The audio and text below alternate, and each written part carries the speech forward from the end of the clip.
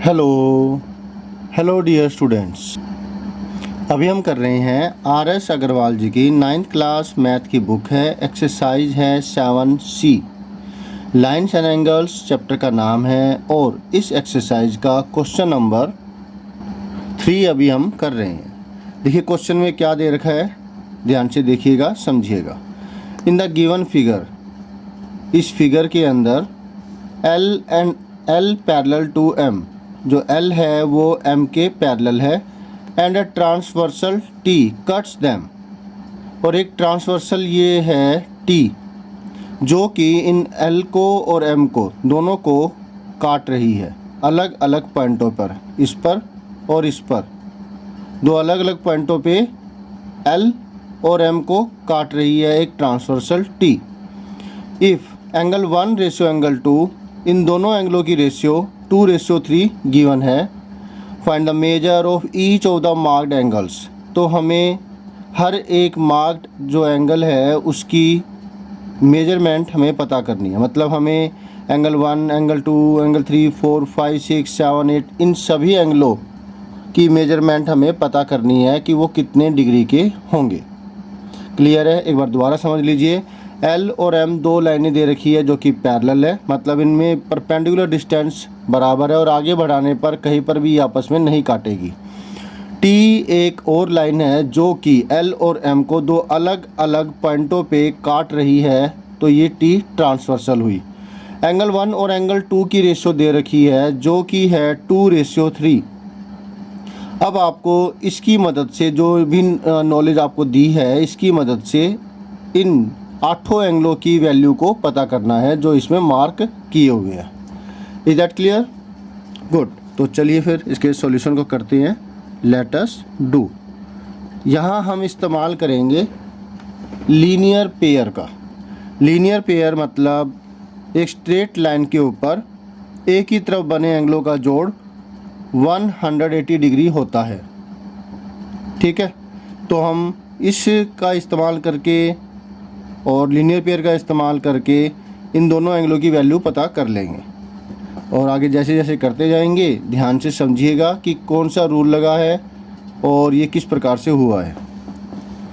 तो लेट करते हैं हम। Let angle 1 equal to 2x। पहले एंगल 1 है और इक्वल के बाद पहले ये है, तो ये एंगल 1 के लिए आएगा और ये एंगल 2 के लिए आएगा। And angle 2 is equal to 3x। ठीक। अब because L is a line, so angle 1 plus angle 2 is equal to 180 degree होगा। कारण इसका लीनियर पेयर, इन दोनों का जोड़ 180 डिग्री होगा। पूरा का पूरा एक सेमी सर्कल सा बना रहे हैं ना, ये देखिए ऐसे। अगेन मैं आपको यहाँ पे अलग से ड्रॉ करके बताता हूँ। जैसे कि ये एक स्ट्रेट लाइन है जो यहाँ पे दे रखी है, और ये एंगल इस प्रकार से, ये एंगल 2 है और ये एंगल 1 है, तो इन दोनों का जो जोड़ होगा वो 180 डिग्री होगा। क्लियर है? गुड। ये लीनियर पेयर प्रॉपर्टी की वजह से है। एंगल 1 की वैल्यू 2x हमने रख ली है, जो कि हमने लेट कर रखी है। लेट ज़रूर लिखना है। एंगल 2 की वैल्यू 3x, 180 डिग्री। अब ये आ गई linear equation in one variable. इसे हम सॉल्व कर लेंगे, x की वैल्यू आ जाएगी 2x plus 3x 5x is equal to 180 degree. तो फिर x की वैल्यू क्या आएगी? ये 5 मल्टीप्लाई में है, इक्वल के दूसरी तरफ जाएगा तो डिवाइड में आ जाएगा। 180 डिवाइड में 5 से इसको 180 को काटेंगे तो आपको मिलेगा 5 3 जार 15, बचा 3, 30 बना, 5 6 जार 30, 36 मिलता है। आप लॉन्ग डिवीजन मेथड से भी इसे सॉल्व करके देख सकते हैं। ठीक है, तो 36 वैल्यू हमें मिल गई है। अब ये वैल्यू हम एंगल 1 और एंगल 2 में पुट कर देंगे। So angle 1 equal to 2 multiply 36 72 degree, and angle 2 equal to 3 multiply 36 जो कि 3x था, 108 डिग्री। अब इन 8 एंगलों के अंदर या तो 72 आएगा या 108 डिग्री आएगा। 4 जो एंगल होंगे वो 72 डिग्री के आएंगे और 4 एंगल जो है वो 108 डिग्री के आएंगे। ये दोनों और ये दोनों, ये जो है ये है 72 डिग्री, ये दोनों और ये दोनों ये होंगे 108 डिग्री। क्लियर हुआ आपको? तो अभी हम वर्टिकल अपोजिट एंगल की प्रॉपर्टी से 4 और 3 निकालेंगे। Because L and T are lines which intersect at, मान लेते हैं कि ये पॉइंट हमने O ले लिया, at O, तो ये क्रॉस बना रहे हैं, तो एंगल 1 एंगल 3 के बराबर होगा। एंगल 3 इजिकल टू एंगल 1, और 1 की वैल्यू हम निकाल चुके हैं 72 degree. And angle 4 equal to angle 2 equal to 108 degree. कारण वर्टिकली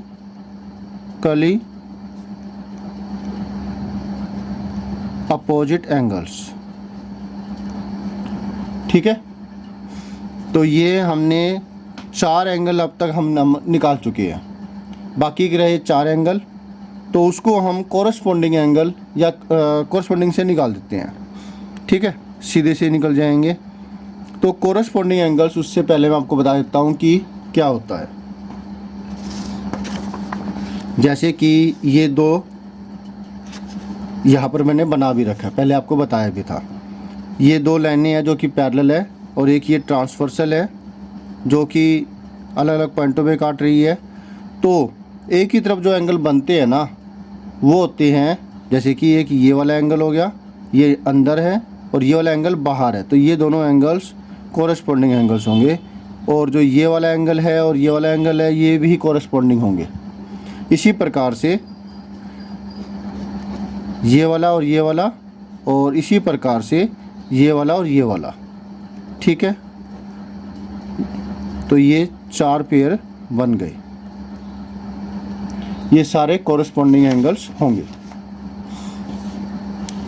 अब जो एंगल 4 और एंगल 8 ये बराबर है, तो angle 8 equal to angle 4 equal to क्या होगा, मैंने ये लिखा नहीं है कि L और M पैरेलल है, ये हम बाद में लिख देंगे।